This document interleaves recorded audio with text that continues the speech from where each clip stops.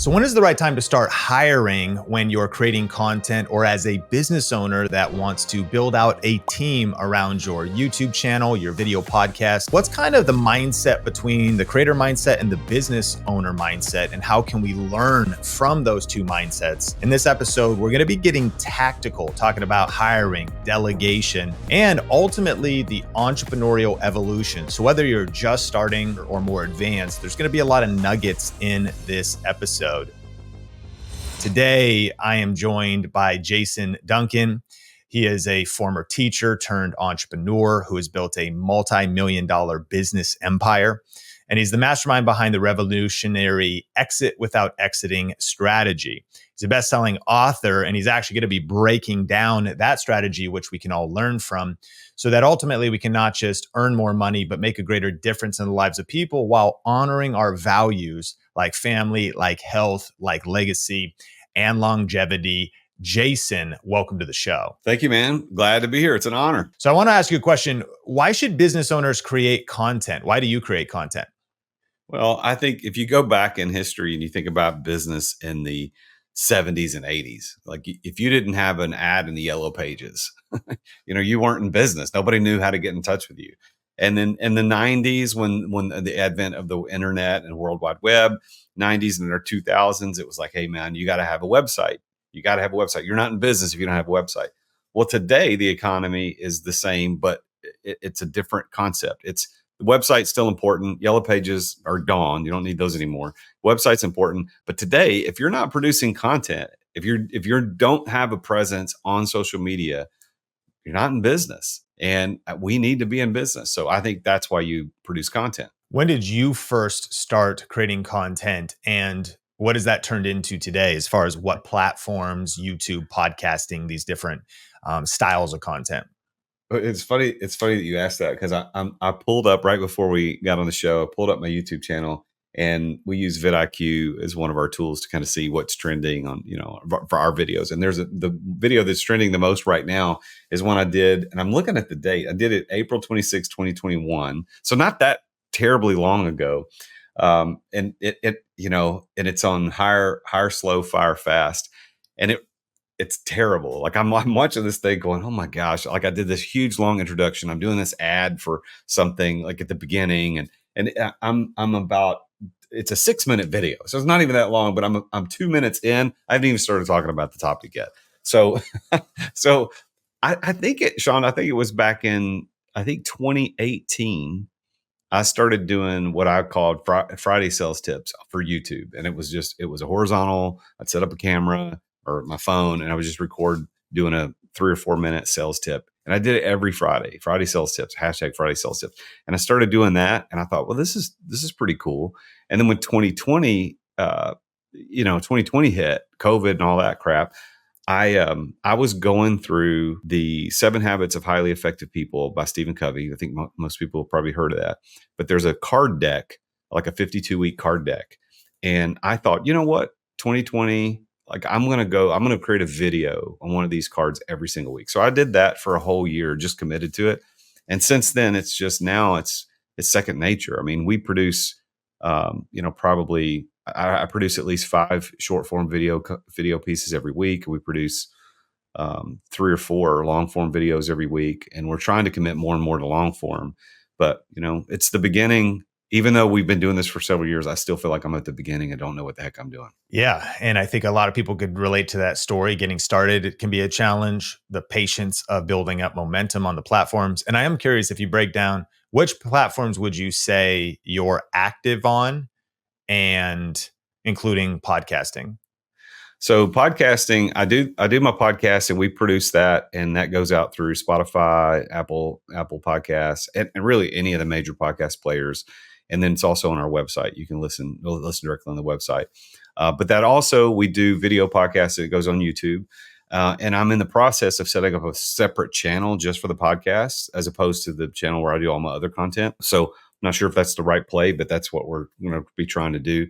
But I am most active social media wise on Instagram. I post a reel every single day. I haven't posted a static picture or anything else other than video probably in over a year. So we only do videos, and so that's what I'm doing. And then we post the same video, same content on LinkedIn, and we post the same video, same content on YouTube Shorts. That's Monday through Friday, every day of the week. And then I post the long form videos, of course, on YouTube only. What would you say to a business owner or professional about the ROI of the time and money and team? And we'll be breaking down hiring and how you've put systems around this. But in your mind, the return on investment of how you measure success and what the ROI has been. Have you seen conversions to your offers? You have a whole nother business, and we'll unpack your story in a bit, that you were able to create freedom from. So you're also able to invest in this season. But yeah, the return on investment and how long the flywheel effect takes before, maybe what you could expect to see business come in or leads come in. So for me, the return on investment has been significant, and I don't track the dollars exactly, but it's hundreds of thousands of dollars in return on the time that I've put into the social media and video world. So, and the way I look at it is, it's about being consistent. There's a universal law called the law of consistency, and it teaches us that consistency outperforms intensity every day of the week. So if you think about, like, I know you live out west and close to Vegas, and you've got the Grand Canyon. Well, the Grand Canyon wasn't carved by the intense power of the river. It was carved by the consistent flow over time.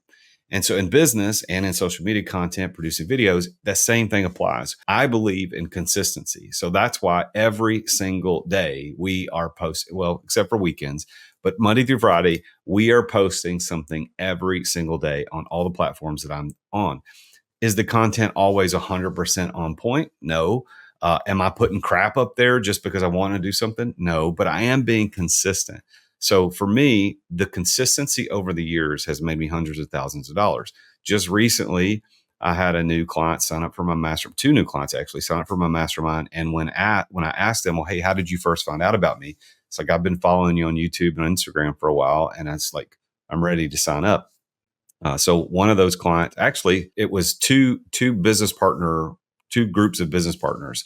And one of them said on that first call, it's like, I've been watching you for, I think he said 2 years on Instagram, and I need to do this. I need to hire you as a coach. And right there in the call, gave me his credit card number, signed up for my most expensive package of coaching.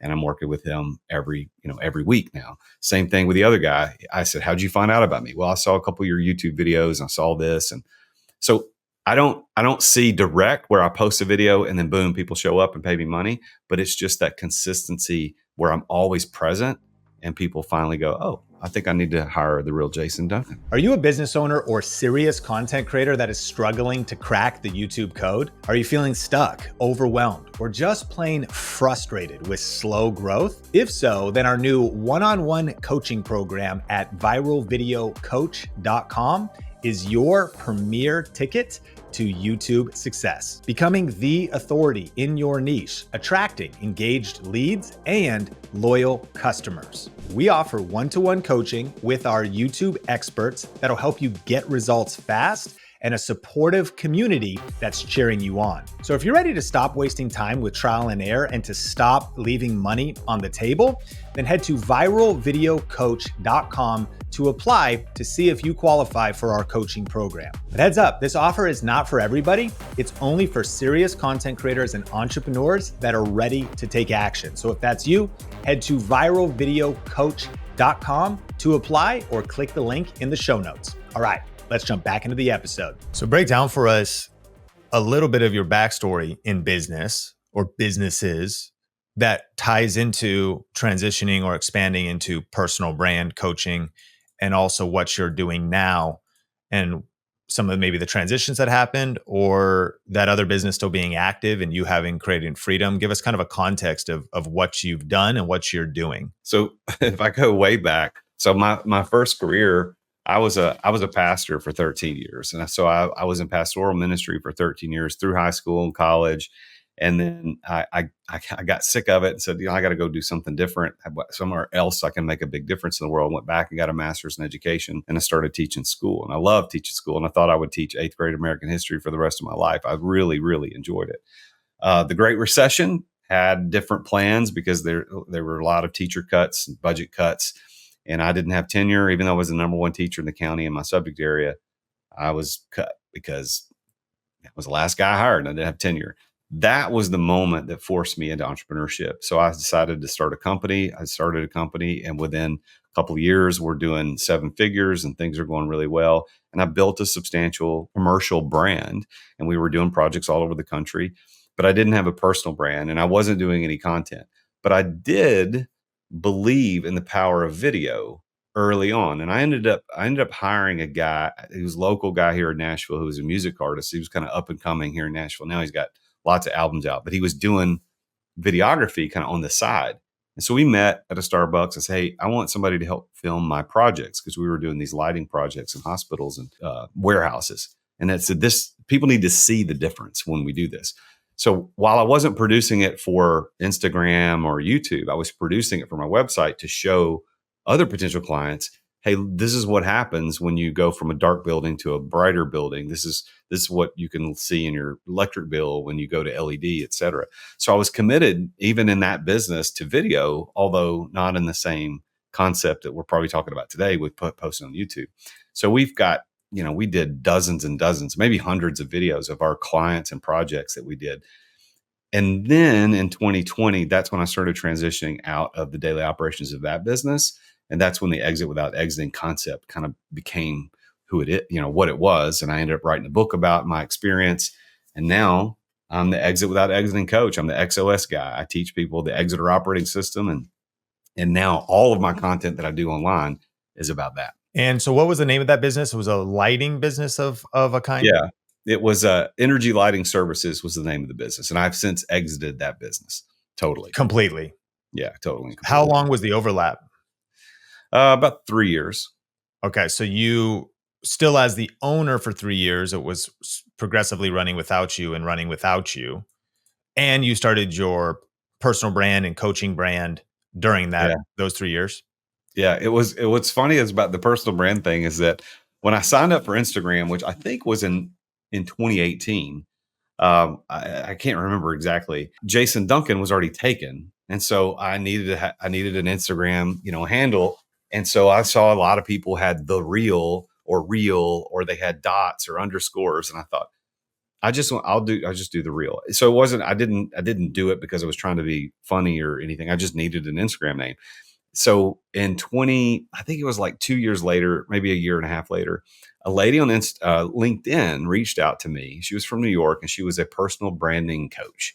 And she said, hey, I'll offer you a free personal branding consultation. I was like, okay.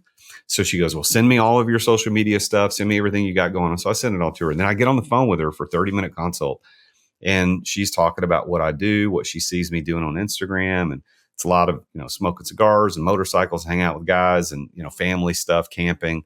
And she goes, your personal brand should be the real Jason Duncan. That's who you are. And I said, okay. Because that was all that was at the time was just the handle on Instagram. She goes, no. You're the real Jason Duncan. And I told her there's a whole funny story, if you want me to get into it, on jasonduncan.com and who owns that. And I tried to buy it. And that was crazy. So she said, and she knew that story. She goes, the real jasonduncan.com is available. She goes, that's your brand. And so I was like, I'm in. So I went and got the real jasonduncan.com. I had this logo designed, and that's when the real Jason Duncan was born. Now, funny part of that is the lady never followed up with me. I couldn't tell you who she was from Adam or Eve right now. But she started this whole thing, and I don't even know who she is. Man, I love that story. And I am curious how you balance content creation with running a business for you personally, of course, in the context of this lighting company. You start working your way out of it. And then also basically your advice, though, for those that are feeling overwhelmed with like, I already got enough to do, especially business owners and professionals and service providers. How do you manage your time effectively when you're just starting out creating content when you already feel overwhelmed? Yeah. Well, one of the things you got to do, it's a mindset thing, first of all. And I think all of our issues in business and life go back to our mindset. And so if we understand mindset and how it affects everything, then you just do a personal analysis of what's going on. And you probably, as an entrepreneur, have hero syndrome. And that's where you believe that you have to put on the cape and show up and solve every problem, save everybody when something's going wrong. And that's what we do as owner operators, as early entrepreneurs. We are the owner operator. We show up with the cape on as a hero and we save the day. But the problem with being the hero is that becomes a full-time, permanent 24/7 job. And you train everybody to rely on you to solve every problem and save the day. Well, if that's how you're building your business, and then somebody like you or me comes along and advises them on do X, whatever X is, and in this case, it's creating content, they're going to say, how the hell am I going to do that? I don't have any time. Well, the reason you don't have time is because you're being the hero of your business. And that's a mindset thing. It's a mental block that you believe you've got to solve all the problems. You've got to train your business to operate without a hero. It's got to operate on its own. It needs to be its own asset, its own thing. Once you get that through your head, then you can start going, oh, okay, well, I can delegate, which is the first step in my whole program is delegation. I can delegate these tasks out. I'll free up 10 to 20 hours of my week. Well, what are you going to do with that? Well, you're not going to sit at home. Now you have time to build new divisions of your company, open new opportunities, create content, maybe do something completely different. But your time is your most precious asset. And we can show you through this system how to get that time back, which would allow you to create content. Did you hire from day one on content, or did you take some time filming Instagram videos and those first YouTube videos, reading through the Stephen Covey things daily or the different things you were doing?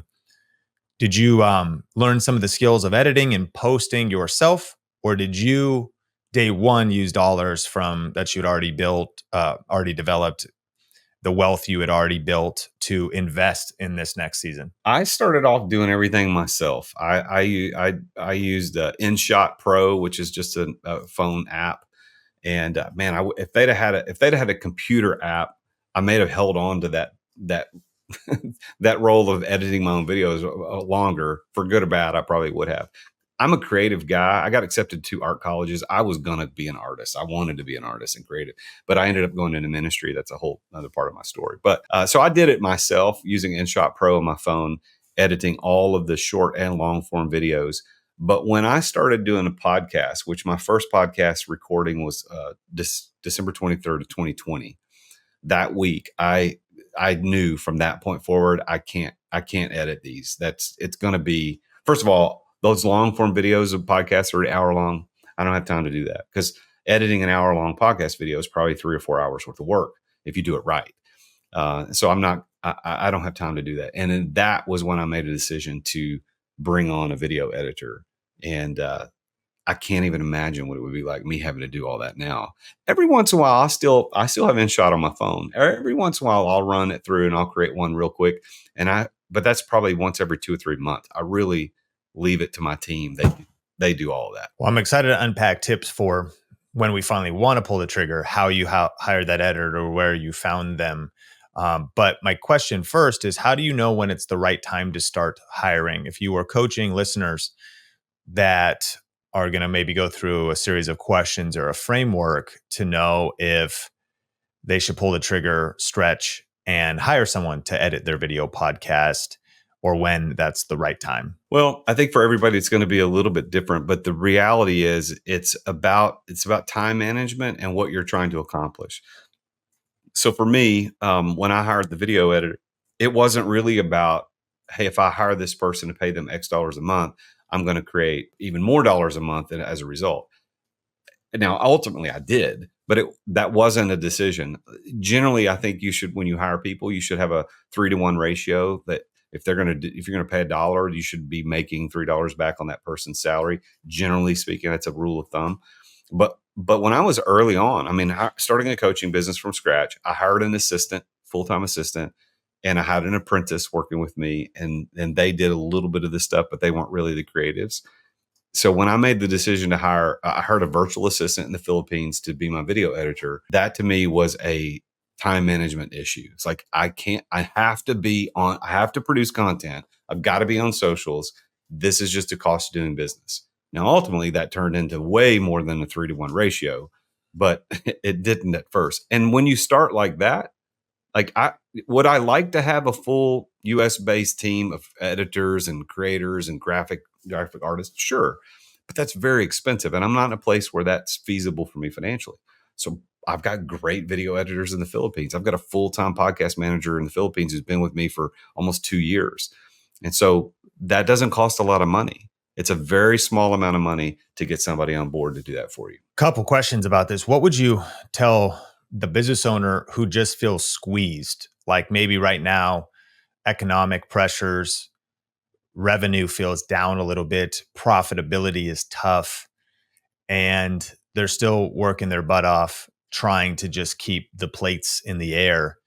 They understand, though, that creating content is the modern day equivalent of being in the yellow pages. And if they want a brighter future, they need to invest in this so they can build brand, cultivate leads, client sales, and plant seeds today for the harvest they want to reap tomorrow, to dig their well before they're even thirsty. But they're squeezed. What would you encourage somebody who doesn't maybe have much money in the bank to invest ahead of time into hiring a virtual assistant in the Philippines, hiring that editor? What would you say? Well, I'd say that the a subscription to CapCut or InShot Pro is really inexpensive, and you can do it yourself for the time being until you get a little bit of extra margin in your finances to pay. Listen, I pay my video editor, I think $300 a month for full-time work. And for anybody who thinks that I'm taking advantage of somebody in another country, that is the equivalent of a $45,000 annual salary for somebody in the US doing that same work. So I'm paying them a fair wage for what they need in their country. So that's not that expensive, but CapCut or InShot Pro is what, $25 a year, $20. I don't even know what it is, but it's not very expensive. Do it yourself. Now you may say, well, I don't have time. You do have time. So let's talk about that, because that's the issue. So focus is something you can manage. Time cannot be managed. And this is a kind of a cornerstone of what I teach, is that time management's BS. You can't manage time. And anytime you try to manage time, you're going to end up coming up short, because time ticks away, whether you're doing anything about it or not. But focus, on the other hand, you can get some crap done if you're focused. So I would say you pull out 4 hours a week, maybe one morning a week or one afternoon a week, and you say, that's my content creation time. You turn off everything else. You don't answer emails. You don't answer phone calls. You don't take meetings. You don't go in, and you just lock yourself in a room and do content, shoot content, do something. And then the next week, maybe you spend those 4 hours editing the content because you don't have anybody editing. Listen, in 4 weeks, you could have enough content ready to produce that you could be online for 6 months. Like you could drop something every day for 6 months if you focus. So this is not really that much about time as you think it is, because with 4 hours a week for the next 4 weeks, you could have enough content for the next 6 months. You just have to focus. This episode is brought to you by StreamYard. StreamYard is our go-to platform here at Think Media for live streaming to Facebook and YouTube, and for recording our video podcast. It has an incredibly easy to use interface for built-in branding, transitions, text lower thirds, and seamlessly bringing on guests. And they just added an awesome new feature called local recording. This allows you to take the quality to another level by separating out your audio and video from your guests, giving you more control over your content for later use. This feature is perfect for video and podcast creators. And so to get a special deal on StreamYard right now and to see all the features that are included, just go to streamwiththink.com.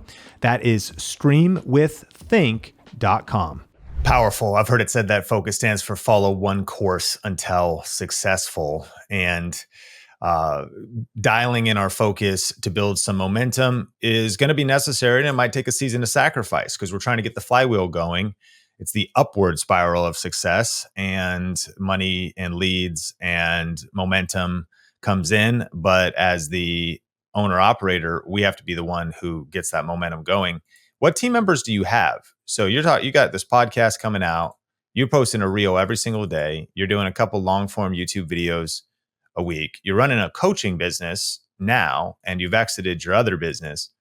So what does it take to run your business right now? Isolated into the content, but if your assistant is also helping you schedule things and maybe schedule podcast interviews or conversations, kind of break it down for who you've hired. And I appreciate your transparency and what you pay them. I'd love to know those individuals, what they're making. And you mentioned we could start. So you have a video editor in the Philippines, $300 a month that edits all your podcast episodes or all your videos, including the YouTube videos. Yeah, so we'll start with the VAs. So I have 3 virtual assistants that work for me. 2 are full-time employees who only work for me. Like they don't have, now they might have side jobs, but like they really only work for me 40 hours a week, 9 to 5, Monday through Friday, their time. Now they're 13 hours ahead. So they're doing stuff at night. And when we have our meetings, we have our meetings usually at 9 a.m. Zoom meetings. My full-time assistant here in the U.S. who lives right here in Nashville with me, she's full-time and she manages the VAs just generally speaking. So every week, the two of my full-time VAs and my apprentice, I have a full-time apprentice, which I'd be happy to talk about that too, but they all get on a Zoom every single week at 9:00 and one morning a week, and they have a team meeting and go over whatever needs to be done. I'm not in that meeting. Once a month, we all get in a meeting, and I lead that meeting. We do it by Zoom once a month, where I just check in, make sure everything's going on. I have we use the Signal app on our phones and our desktops, and we communicate, live all the time. So I have a full-time video editor, $300 a month. I have a full-time podcast manager, and she's the one who's been with me for almost 2 years. Also $300 a month. She's about to get a raise because I've given her some extra bonuses along the way, but she's going to get a raise soon. And then my apprentice, he's with me, and I pay him a small stipend plus some commission as he helps me get new clients. And then my full-time assistant gets what you would imagine an administrative assistant full-time home. She works from home. It's hybrid, so I don't really have an office outside of my house, my home studio. So that's my main people. Now I have a part-time VA in Uganda, and she is my web developer, but she's actually from Canada. But she just relocated to Uganda. And that was such a weird thing because her name, I'm not going to give her name away, but her name like when I saw her name, it's like, okay, she's from Uganda. But then when I get on the first Zoom to interview her, completely just a white lady, I'm like, okay, you have to explain this. I don't understand. But she was from Canada and just went on vacation to Uganda, really liked it, and decided to stay there. And so she does all the web development that I need. But I don't need her a lot because my team has kind of picked up a lot of the stuff on the back end. But my assistant posts 2 days a week for me of socials. My apprentice posts other 3 days a week on socials, the short form stuff. My podcast manager posts all my videos to YouTube, long form and podcast. And then the video editor, her only responsibility is to edit the videos, edit the audio version, and create the graphics, the thumbnails for the videos. So you have one video editor that edits the videos and edits the vertical videos? Yeah, she does it all. And the thumbnails. Yeah, she does the thumbnails. The apprentice and your US-based assistant. So really, I mean, if I broke it down, that's 5 total roles that are part of now this new coaching business or newer coaching business compared to your previous company. That's right. I think that's pretty inspiring. And I think it probably is mind shifting. Like people listen to this probably like, wow, I have a lot of false beliefs about, oh man, if I had 5 people working for me even full time, my healthcare bill, my taxes, and obviously tapping into the power of virtual assistants. And I do want to unpack this idea of apprentice. Where do you find an apprentice? Do you recommend it? What does it take to get one? And if somebody was listening, like, okay, what could I learn from that? Break that down. This is one of the secrets to success for entrepreneurs, no matter what business you're in. And that is that we are all in the human development business. We are all about developing human capital. And so for me, one of my mentors taught me, this has been right at the beginning of my exit from my business back in 2019, 2020. He was teaching me, hey, you need to start an apprenticeship program. And he showed me how to build, and he had done it. He had built multi-million-dollar organizations where just on apprentices that came in. He would show them the ropes for a year, give them $1 million education, and then make them a partner in a business. And then they would run that business. And this is what I've been doing for the last 3 or 4 years. I'm on my third apprentice. I've had some success. I've had some people that flame out, but that's what happens. The guy that's with me now, he's on his second year. He decided to commit a whole nother year. So I pay a small stipend. It's not a wage. It's just a stipend to help cover gas. And in exchange for that, he gives me 30 hours a week of his time to do whatever I need him to do. And I'm also coaching him. So once a week, we get on a call. I do a full hour of coaching with him. He goes to all of my meetings. He goes to my coaching meetings. He goes to every event that I speak at. He's also now my video production guy. Like he sets up all the cameras and does the audio. He shoots the podcast for me when I do in-persons. We've started our own company, for him, called Shortclip Creations. It does short clip editing. So if somebody wanted that, we've got our own business that we can now do that for other people. Like, he's learning how to be an entrepreneur and how to be successful, and he's getting paid to do it. As opposed to, let's go to college and spend 150 grand on an entrepreneur degree, learning from teachers who never started anything in their life. So here he's getting paid a little bit. I mean, he's barely anything, but he's learning the way to be a very successful entrepreneur. And he's on his way. He's doing really well. And he's helped me bring in clients, and he's getting some commission on that.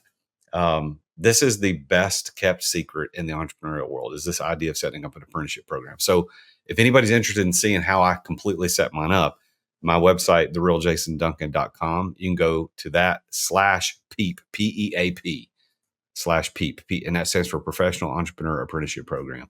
So PEAP, it's the PEAP program. So wow, he's one of my peeps. So, are we talking about people who are like young and living with their parents so they could survive on this type of a wage? Yeah. So he's 22 years old. The other two apprentices I've had in the past were mid-20s. Both of those other guys lived on their own, which was a little bit more challenging for them than this guy that's with me now. But the guy that's with me now, he's a killer. I mean, he lives with his parents, of course, but he's a killer. And like he's got the spirit of an entrepreneur. He wants to be an entrepreneur. He's eager, he's willing, and he shows up and he puts in the work. And I can't imagine what my life would have been like had I had the opportunity to sit at the feet of somebody like me when I was 22 years old. Like, can you imagine, Sean, what your life would have been like if you go back to 21, 22, 23 years old, and you're in meetings with billionaires. I'm not a billionaire, just to be clear, but like, you're in meetings with billionaires and millionaires, and you're in meetings with people that are killing it, that are doing fantastic, because that's the circles I'm walking in right now. And he's there every time learning. Man, this apprenticeship program is the key to really setting somebody up for success long term. So I'm looking up this URL, therealjasonduncan.com /PEAP. Yep. And it might be uppercase or lowercase. I don't know. Sometimes Kajabi's a little weird on there. PEAP. Okay. Yeah, that worked. Oh, because it's like maybe okay, perfect. So get paid to learn how to become an entrepreneur. So then you created an application.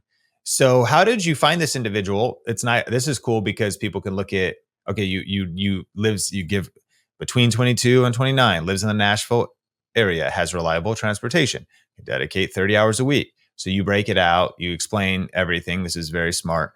But then how do you put this out there using? You're not going to believe it. Craigslist. Okay. It's crazy. I've hired a lot of people off Craigslist over the years, because there's still people on Craigslist looking for opportunities. And there are a lot of people that you don't want to talk to on Craigslist. There's a lot of weirdos. Sure. But I have been very successful with this. I mean, he found me through Craigslist, and truth be told, when he applied, he didn't apply for the PEAP program. He applied to be my assistant, because at the same time I was looking for a new assistant. And he applied, and I looked at his resume. Of course, he was like, he was 20 years old. I'm like, dude, no, like, you're not qualified to be my assistant. But something in his, like, just his eagerness made me go, okay. So I set it aside. I did, because I needed to go hire an assistant. So I went and hired an assistant, and then I called him back and said, hey, I need a new apprentice. My other one is no longer with me. He moved on. So would you be interested in this? And he was like, heck yeah. And we met. I interviewed him. I treat him just like an employee. And he gets all the benefits of whatever employees would get in terms of, he travels with me. As a matter of fact, he travels with me so much on Southwest. I get a companion pass for somebody to fly free with me. He's the companion pass because he goes with me everywhere I go. That's very fascinating. I think could be inspiring for listeners to maybe think a little bit different and think about how they might get a local apprentice. And what qualities do you look for when hiring team members in of all the above? And I was curious because you also mentioned you found this person, you're talking, they're great, you built momentum with them, but there was two that I'm sure you look back, you're like, I'm grateful for what they did, but it took you apprentice number 3 in this current environment to really maybe feel like it locked in. Yeah. So apprentice number 1 actually was really, really good. He was just here during the worst time in American history. I mean, he was with me during the COVID years, and it was very, very difficult for him living on his own, not getting paid a salary. Because again, I just pay a stipend and you can earn commission, and that's the deal. This is not a job. This is an internship. This is an apprenticeship. You're learning. You're getting paid to learn. So for him, he was very good. He helped me with my podcasting. He did all of the videoing for the podcast. We even did a podcast tour in California. We were, I think, in 20, I guess it was the summer of 21. I flew out there and did like 3 days of podcasting in Sacramento and San Diego, and he went with me on that trip. And so he was really good. It just got to the end of the time for him, and he was ready to move on, and that's fine, So ultimately, I think he decided that it would be he wanted to take what he learned and move on to different things, which is fine. That's the idea. The second guy was actually a former student of mine back from when I used to teach school, and he had reached out to me through LinkedIn and said, I need some help with my resume. You seem to be very successful now as an entrepreneur. Can you help me? So when I met with him, I kind of floated it out there. Well, I need an apprentice. Would you be interested? And he was, but it took about 2 months for him to realize that entrepreneurship really wasn't for him. And so that kind of flamed out pretty quickly. And I don't fault him for it. Like, I would rather him say, this is not for me, than to stick in there. So yeah, I mean, you're going to go through some people that are good. It's just in the people development. All this is people development. But what I tell them, Sean, is that there's 4 exits from this opportunity. Exit number 1 is you just quit and go on and do whatever you want. Exit number 2 is you become a full-time employee of me, or, one of my companies. Exit number 3 could be I put you as a partner, as a minority partner in one of the companies I already own. Or exit number 4 is we start a business together. I become an investor in your business, and you're the majority owner of that business.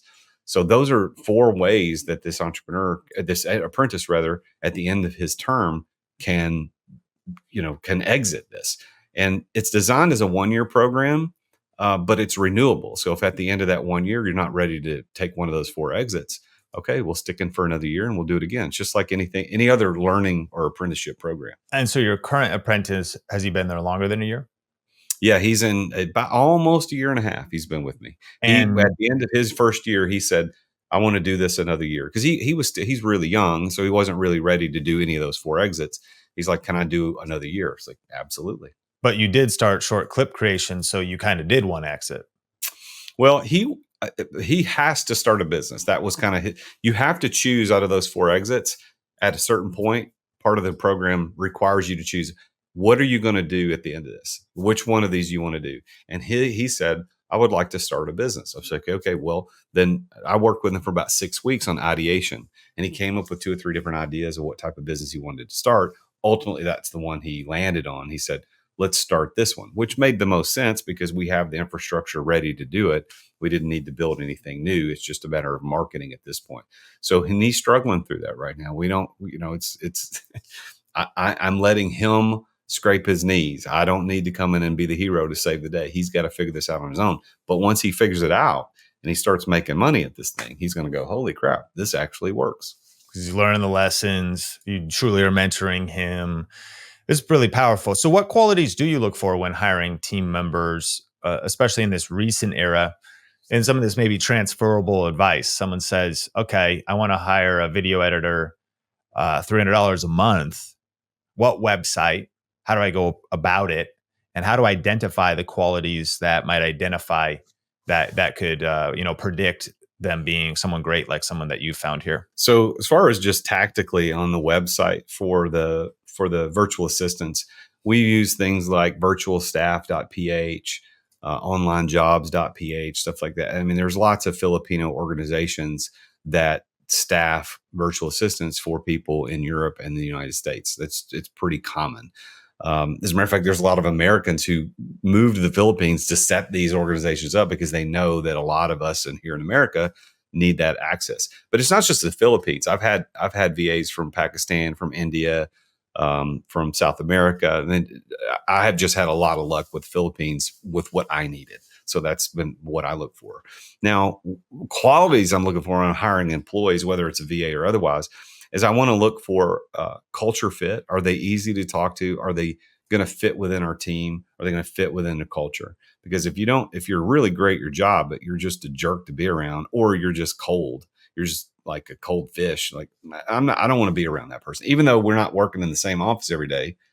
I want to have good banter back and forth. I want to be able to joke. I want to be able to send a message and everybody understand it. I want to have that. Now, also, I'm looking for eagerness. I'm looking for somebody that's eager, that's anxious to work, that wants to do something, that has aspirations. People come to work for you for three reasons: opportunity, recognition, and finances.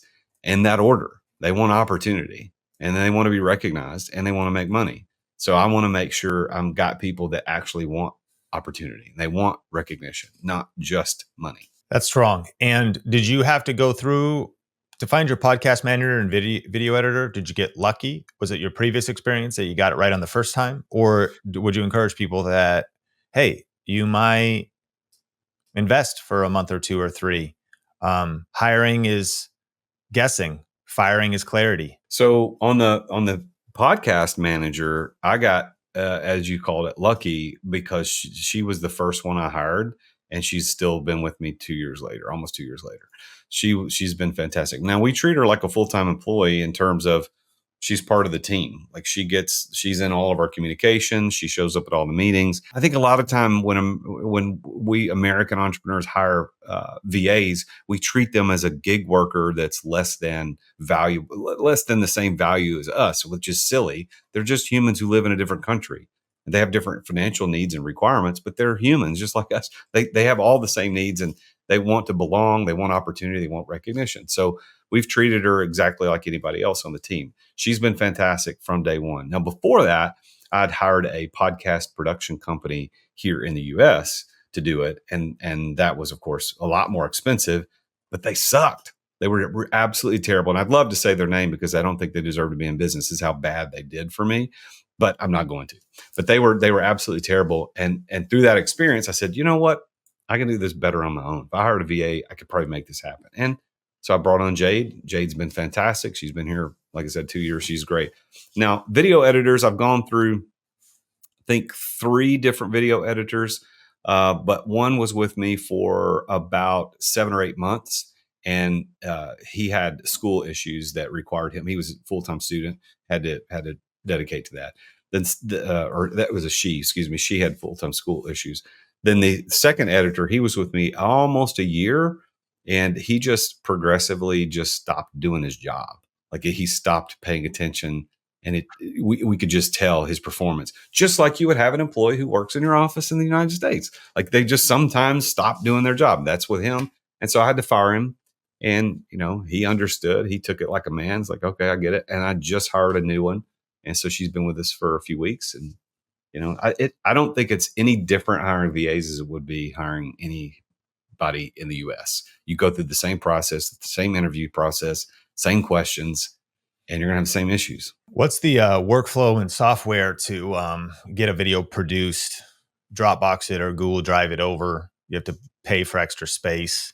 What do you guys use to communicate? Like, what are just some of like the tools and workflow to keep up communications and get a project done? So that's a good question. So communication, we use the Signal app, which is free, and we love it. It's secure. You can send, you can't send huge files through it, but you can send video and audio files through it if you want to. We only use it for communication. We don't use it for any job related. Hey, here's a file I need you to do. Although every once in a while I could just send a quick short video through it. Say, hey, drop this in the Google Drive and make sure this gets edited. But we're a Google company, so everything we do is on Google. We have Google Workspace, and we pay whatever it is we pay for that subscription for email and all this stuff, and that includes terabytes and terabytes of storage, which we've never even gotten close to using. So we have a very robust Google Drive system where the files are labeled a certain way. Like we have a place for raw videos, and then unedited videos, and then short form videos, long form videos, other videos, promo videos. I mean, it's a very complex and robust Google Drive system. And what I learned, this is a little tip, is that don't ever give an employee access to your Google Drives using an email address that you don't control. And I learned that the hard way, because we had one VA one time tried to sabotage stuff because he didn't like something that happened. And he had access to all the Google Drives, appropriate access. I didn't give him unlimited management access, but he had appropriate access to it. But because he had access to it through his own email, I couldn't go in there and hit a button and turn it off. So I said, I'll never let that happen again. So now every employee who has access to the Google Drive, they are on my domain, therealjasonduncan.com. I assign them an email address. And if anything goes sideways, all I got to do is go in the admin panel in Google and turn it off, and their access is completely wiped out. So that's just a little side tip. But we do. Well, how did you solve that? If I just had to get on Signal, and we just had a conversation back and forth on Signal, because the Signal, you can use that as a phone too. So I just got on Signal and had to say, hey man, he just calmed down, cool. Or he disconnected the email himself. Like if you had no authority to actually like boot that email, I had to. It took a while, but I had to go do a search for his email through the entire Drive system. It probably took me about an hour to get him removed from all that stuff. But he did calm down, and we did get all that stuff fixed, and he undid some of the stuff that he did. But ultimately, we removed him. And I had my apprentice, and that's the beauty of having an apprentice. I said, hey, I just need you to go scroll through everything in Google Drive and look who has access. And if you find where his access is, just let me know, and I'll delete the access.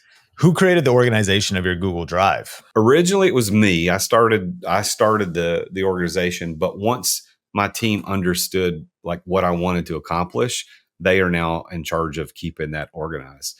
And so my assistant Renee, she's really good at going through there and making sure that stays up to date. So when we get new clients that sign agreements, they do the e-signature thing. She knows that when it comes in email to pop it into certain folders. She starts the new folders. My apprentice knows he manages my video editor more than anything else. And so he manages where all the videos go, raw videos, edited videos, ready to post videos. He set that system up by himself based on everything else he had witnessed me doing otherwise, which is what I needed him to do. What encouragement would you have for somebody who goes, okay, man, I'm feeling like that's not my strength. Do I got to just bite the bullet and, like you said, get it going myself though? / empower my team to be strong where I'm weak. What is your advice? Like if I'm overwhelmed, to be like, man, organizing a draw, like that seems like it's out of my wheelhouse. But if I don't build systems or organization to this, my company, my business can be chaos. Yeah. Well, I would pose a question back. So like, what do you want? Like what are you trying to accomplish?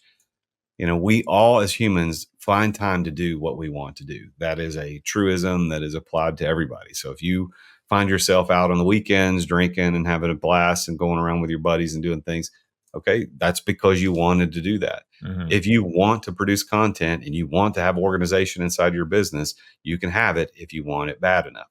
The problem is we lie to ourselves. We say, well, I wish I could do X. And then we never, ever lift a finger towards X. Well, that means you actually don't wish you wanted it. You don't really, really want it. This goes back to mindset. We've got to be honest with ourselves. The worst lies we tell in our life are the lies we tell ourselves. So I think you've got to understand where you're at. And then I would say practically is I really believe in the 10 block weekly scheduling method, which is a version of scheduling, a block scheduling that I created for my clients that I started using years ago myself. And my clients started asking me about it. It's like, oh, well, this is how I do it. And that totally revolutionizes your ability to focus. And so I created that so that you could focus. So for example, that 4-hour block I was telling you, earlier to do for content creation, the same thing could be for organization. Pick 1 4-hour block a week to work on your organization. Maybe it's a 2-hour block, but you can get organized if you really want to get organized. So is the math on 10 block, 5 days a week, 8 hours a day, 4-hour blocks, and then putting the things that matter into the blocks? That's right. Yeah, you got it. It's 2 blocks a day, morning and afternoon, 5 days a week. And then you dictate what type of activities go into those blocks. It's not a schedule like have podcasts with Sean or whatever. It's not a schedule. It's what activities are allowed to go in those blocks. So if you say, hey, I'm only allowed to check emails on Tuesday afternoons and Thursday mornings, which is what I'm trying to get to. I haven't disciplined myself there yet enough. I'm trying. But if that's what I say, then I only allow myself to do that on Tuesdays and Thursdays in those blocks. If I only make sales calls in the mornings on Tuesday, Wednesday, Thursdays, then I only make sales calls. Whatever it is, it's about disciplining yourself to only do the type of activities you put in those blocks. That's genius. And it's genius because not only do maybe a lot of us, including myself, not have those blocks lined up, we probably have the wrong things in the blocks. Because we really should be asking, what is the highest value task, highest impact task, highest ROI task, income producing activities, cutting out the noise, the distractions. That's really powerful. As we land the plane, I want to talk about exit without exiting strategy, a little bit about how you think about personal brand versus company brand in regards to how does a personal brand exit? Do you have a plan for that? And then maybe a little bit about scaling and managing growth. So what is the exit without exiting philosophy? Exit without exiting started with the concept that you can exit your business without selling the business. Because most of the time when we hear the word exit as entrepreneurs, we think and assume that means you sold the business. When I exited my business back in 2020, a lot of people asked me, hey, so you sold your business? No, I didn't. Well, what'd you do? Well, at the time, I didn't have the phrase I exit without exiting. But at some point, it became conscious to me that I've exited without exiting. And that's how the phrase exit without exiting occurred. And that's how I ended up writing the book, Exit Without Exiting. And now that's what it is. But now exit without exiting is really about winning your freedom back as an entrepreneur. It's about getting back to paying attention to the most important things. So as an entrepreneur, you should be focused on only 3 things as opposed to everything else. And that is setting the vision, communicating the vision, and building the asset. That's it.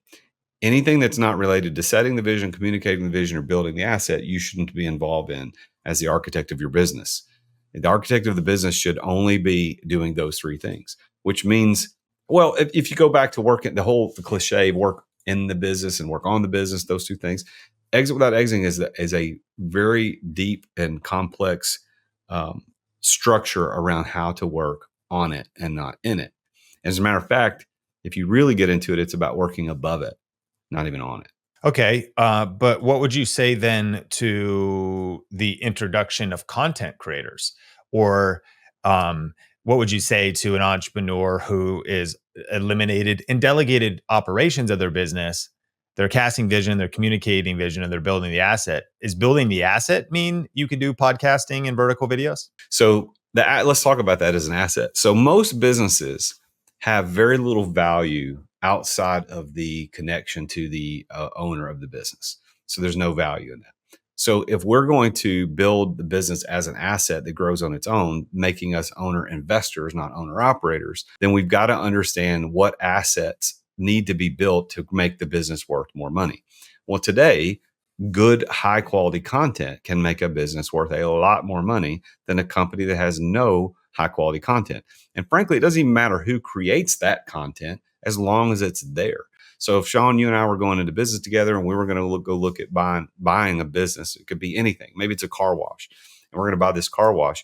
Well, if that business had invested in high quality content and was all over social media, I don't care who did it. I don't care if it's the owner. I don't care if it's employees. I don't care if they hired people to do it.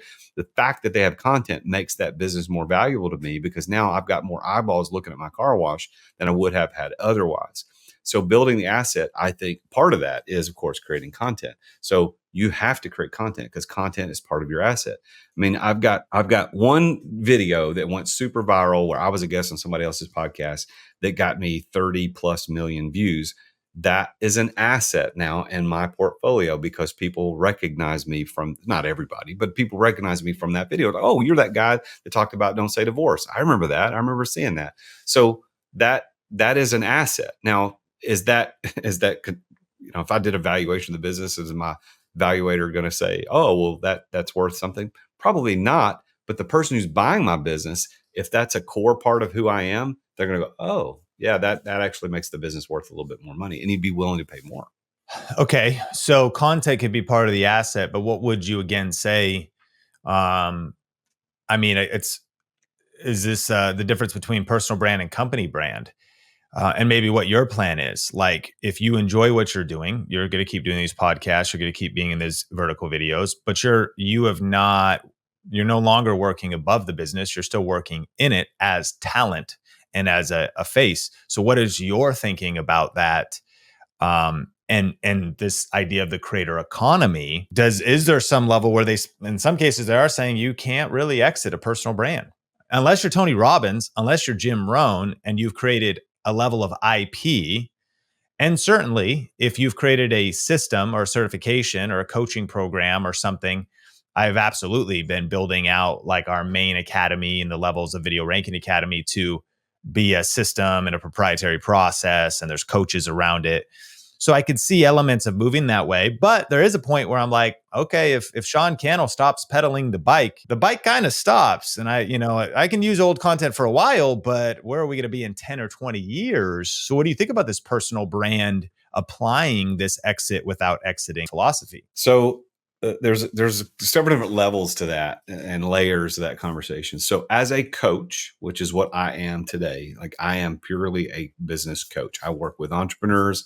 I show them how to build scalable and sellable businesses that don't take all their time. That's what I do.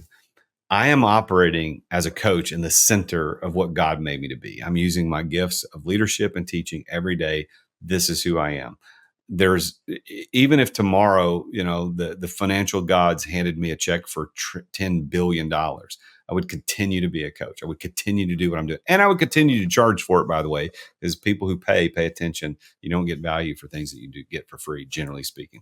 But this is who I am. 99% of entrepreneurs can't say with as much confidence as I just said that about what it is that they do in a business. And if that's not the center of what God put you on the earth for, if that's not your true purpose, then you need to make sure that you're not building yourself as the center of that. You need to be it needs to be exitable. You need to be able to get out of this at some point. So as a coach, I'm doing exactly what I want to do. Now, I can build other businesses on the side, which I have other businesses that run without me, but this is me, and I'm okay with that. And I understand that there are inherent risks in that, but I'm all right with it. I've accepted that. But most entrepreneurs aren't in that position. They have dozens or hundreds of employees, and they are, as you said, the entrepreneur's pedaling the bike. And if he gets hit by a bus, that all those employees lose their job.